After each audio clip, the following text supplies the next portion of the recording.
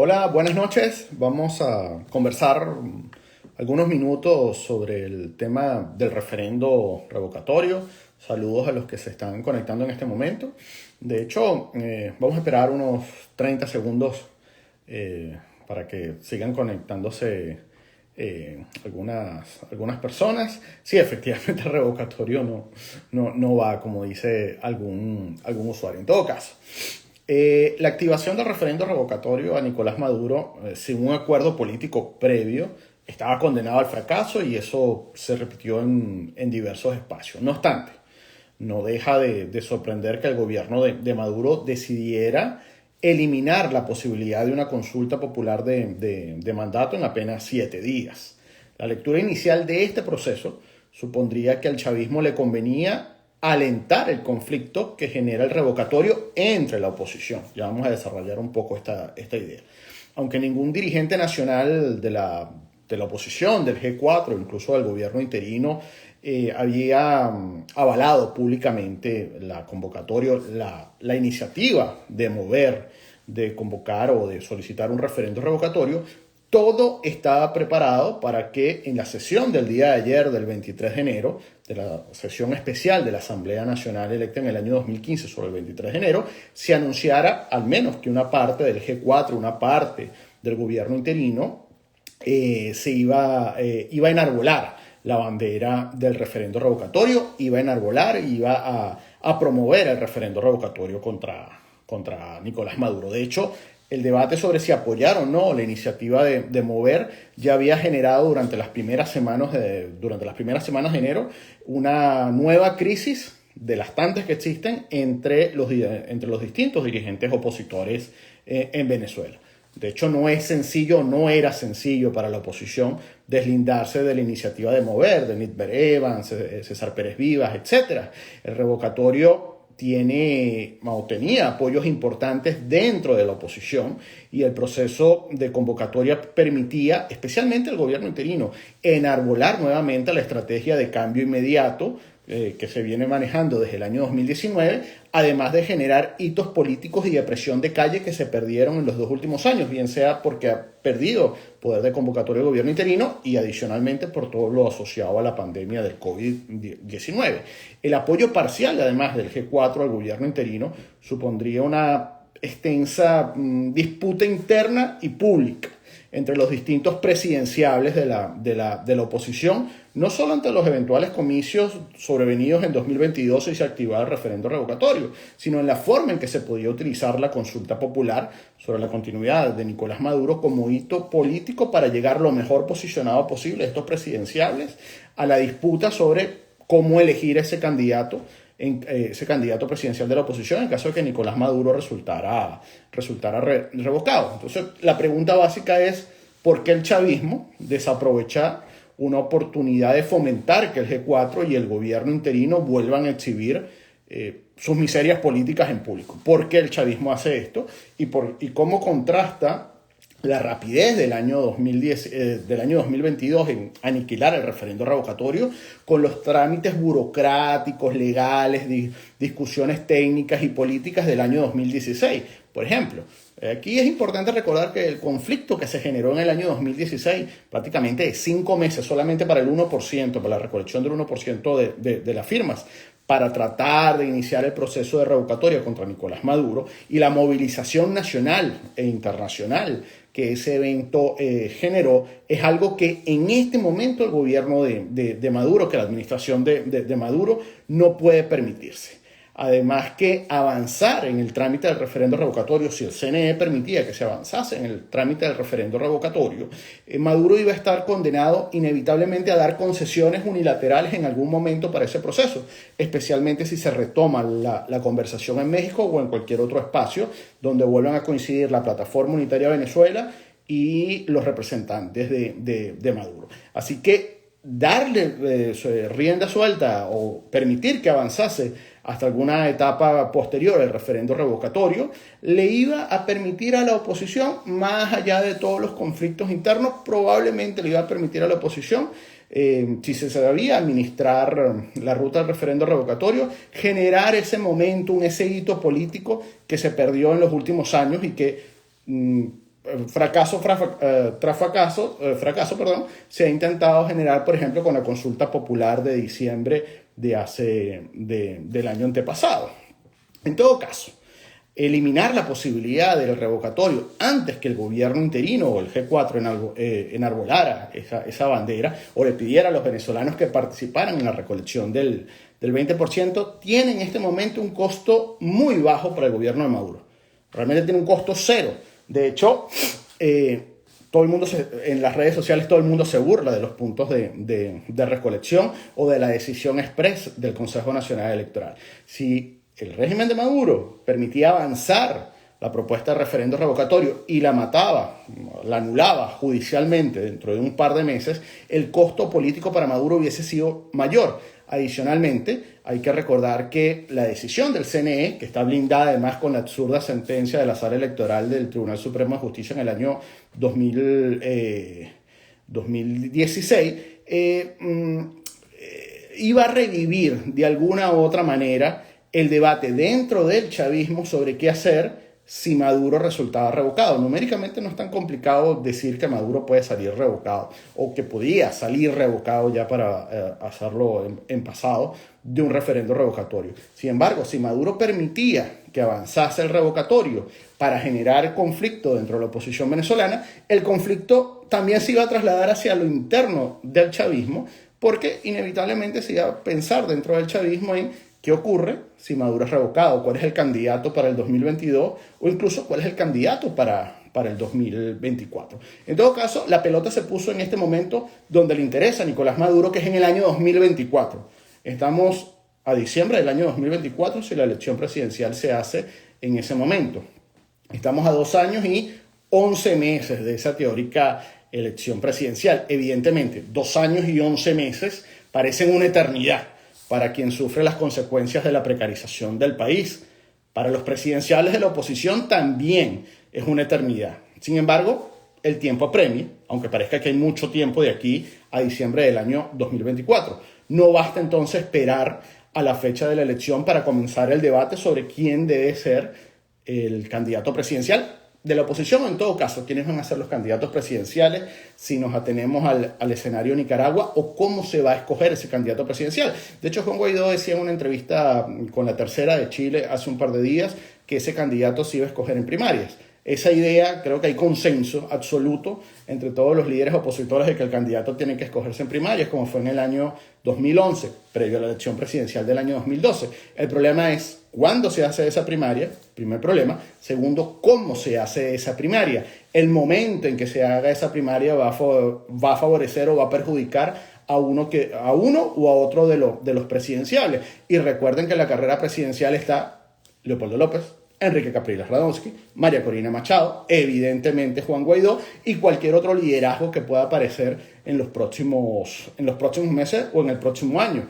Manuel Rosales, por ejemplo, y regresaríamos al año 2006. Si no hay consenso, además, sobre la selección de los candidatos presidenciales, se puede empezar, si hay consenso sobre la forma en que se puede escoger al candidato presidencial de la oposición, se puede empezar a trabajar desde ya en el escenario de una elección presidencial, porque ya la pelota se puso allá. En este momento, salvo un evento coyuntural que nadie prevé en sus análisis, la salida de Nicolás Maduro está asociada a la fecha de diciembre del año 2024 o al momento en que se haga la próxima elección presidencial. Hay que esperar hasta el año 2024 para empezar a hablar de algunos de los temas de condiciones políticas y técnicas que tiene que tener esa elección, ¿no? Al día de hoy, si hoy, por ejemplo, si es una elección presidencial, la mayoría de quienes están conectados en este momento están fuera de Venezuela. La mayoría seguramente no pudiese votar en esa elección presidencial. Al día de hoy, aunque la cifra de venezolanos que han emigrado es superior a los 6 millones, y de esos 6 millones al menos 5 millones son electores potenciales, al día de hoy, si se hiciese una elección presidencial, solo 110.000 personas pudiesen votar en esa elección presidencial fuera de Venezuela. Así que uno de los temas para empezar a trabajar desde la oposición, independientemente que sea gobierno interino, G4, Leopoldo López, Enrique Capriles, María Corina Machado, es devolver el derecho a la identidad de los venezolanos que están fuera del país, y una vez que se les devuelve el derecho a la identidad, poder garantizar que puedan ejercer sus derechos políticos. En los próximos 2 años se necesitan, 2 años y 11 meses, pero en los próximos 2 años en concreto se necesitan, valga la redundancia, hechos concretos y no posiciones de galería, que es lo que hemos visto especialmente en los últimos 3 años, porque quienes más han reclamado la ausencia de condiciones electorales, especialmente para el proceso del 21 de noviembre, son los que menos han hecho o los que menos están trabajando para recuperar alguna de esas competencias o alguna de esas garantías que no dependen directamente de las concesiones unilaterales que en este momento puede hacer o bien el Consejo Nacional Electoral o el propio gobierno de Nicolás Maduro.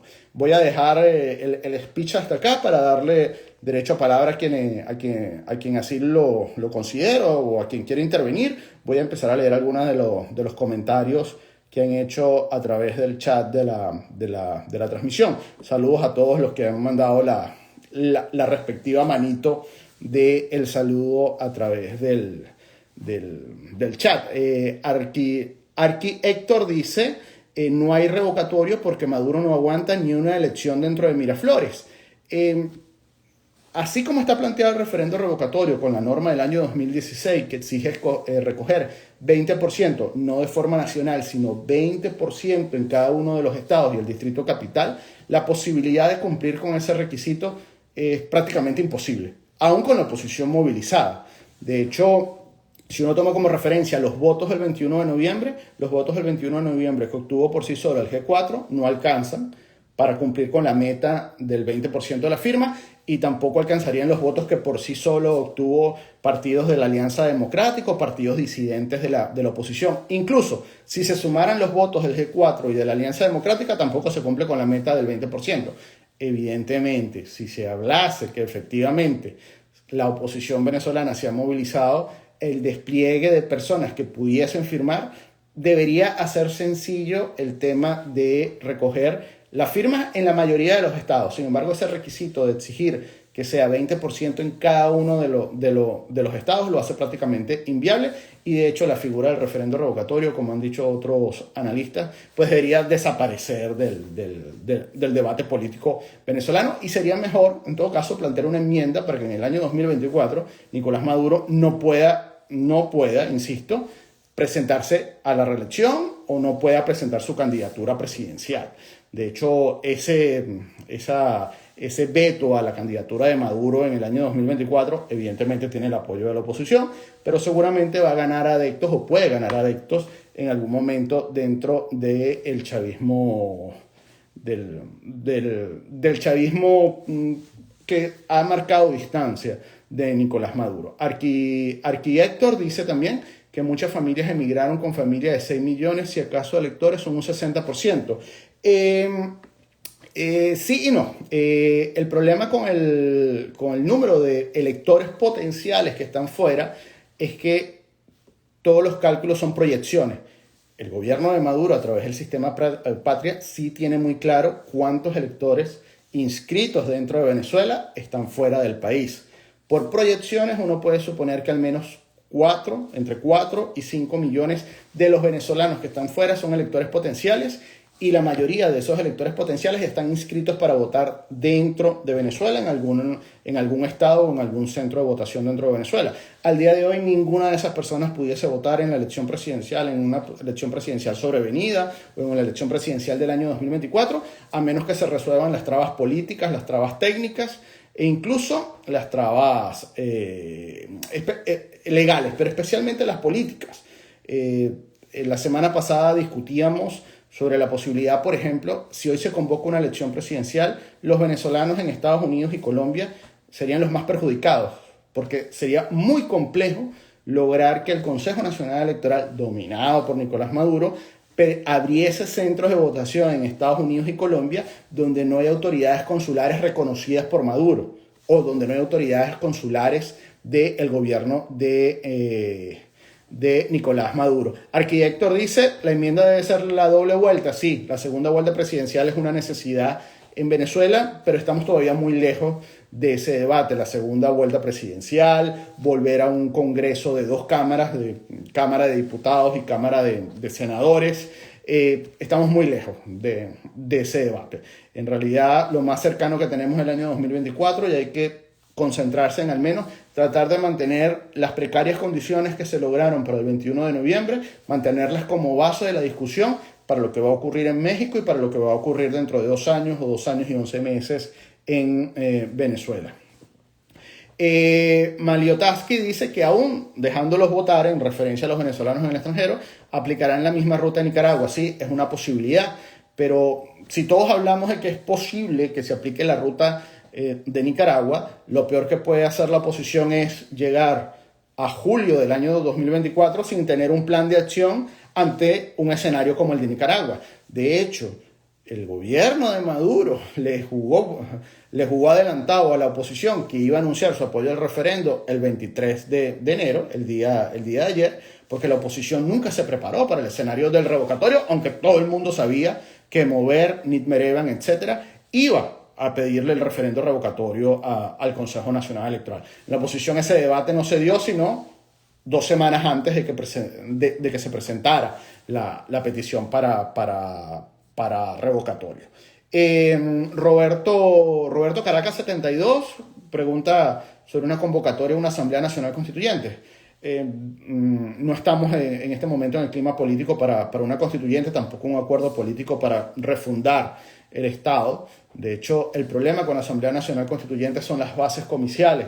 Ya tenemos el desastroso experimento del año 2017, 2017, las fechas ya empiezan a confundirse, del año 2017 con la Asamblea Nacional Constituyente que se escogió en el año 2017 con unas bases comiciales. De hecho, algunas de las personas conectadas están vinculadas con el chavismo.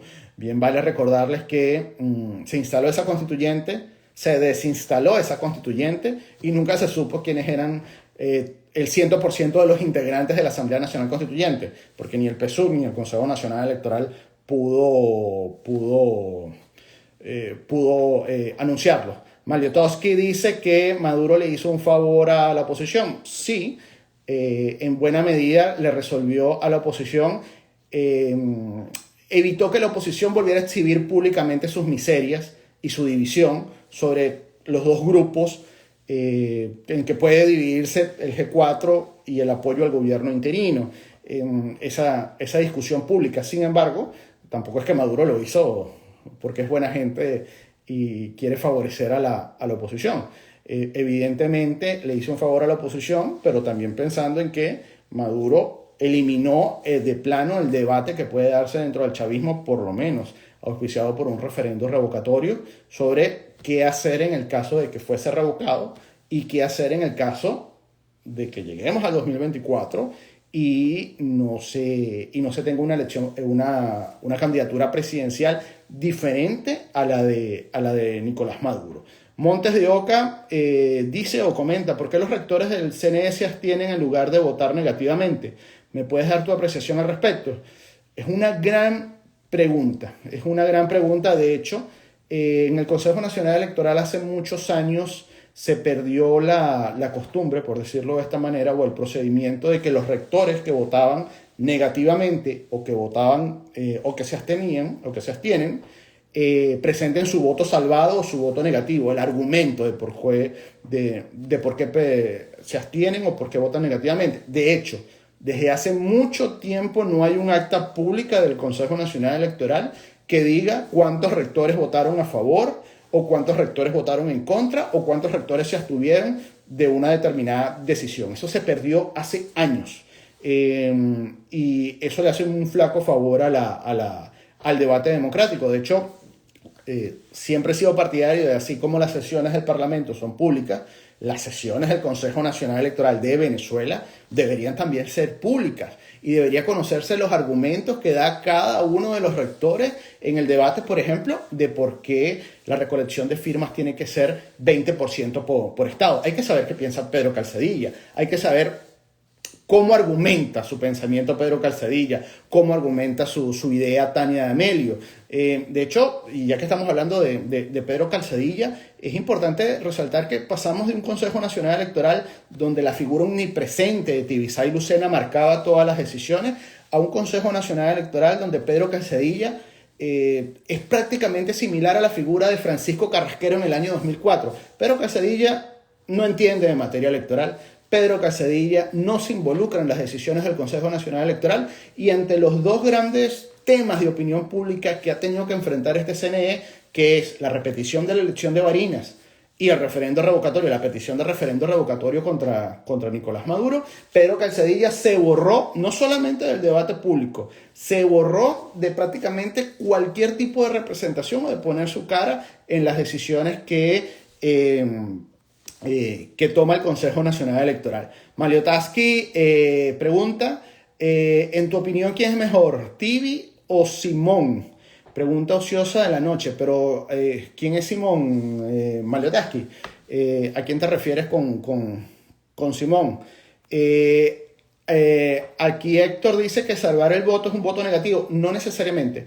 Uno puede votar en contra de una decisión o uno puede abstenerse de votar en una decisión del Consejo Nacional Electoral. No necesariamente es lo mismo. En todo caso, sea voto negativo o sea una abstención, desde hace años, si la memoria no me falla, el último voto negativo que se publicó, o sea que se argumentó un voto negativo, un voto en contra de una decisión del Consejo Nacional Electoral, fue en el año 2008 y fue Vicente Díaz el último que publicó o que se publicitó un argumento de un rector por escrito de por qué votaba en contra de una decisión del Consejo Nacional Electoral.